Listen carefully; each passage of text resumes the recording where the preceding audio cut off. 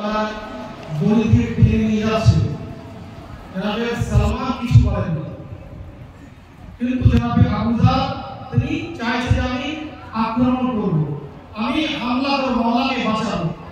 তখন জনাবে সালমান একটি কথা বলেছে যে আবু যার তুমি বেশি বুঝতে চাও না, তুমি আলীর দিকে নিগাহ করো, আলীর চোখের দিকে দেখো, যদি মওলা বলে তাহলে আক্রমণ করবে, যদি মওলা না বলে তাহলে আক্রমণ করবে না।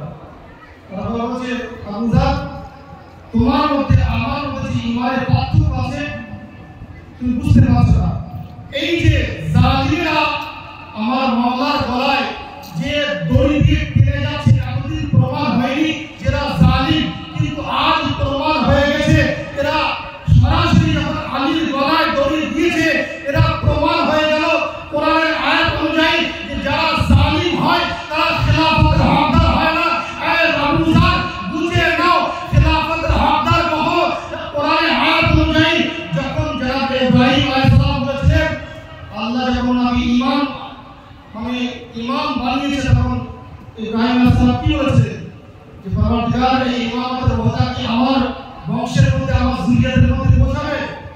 তখন কি বলেছে লা ইলাহা ইল্লা যালিমিন ইব্রাহিম, এই আমার ওহদা অর্থাৎ ইমামতের ওহদা কোনো জালিম যে হবে তার পর্যন্ত পৌঁছাবে না।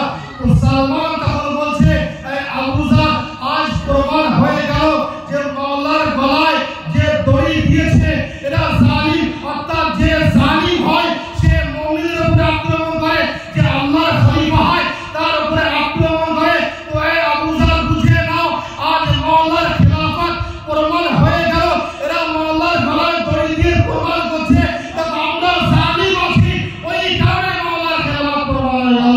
সালাওয়াত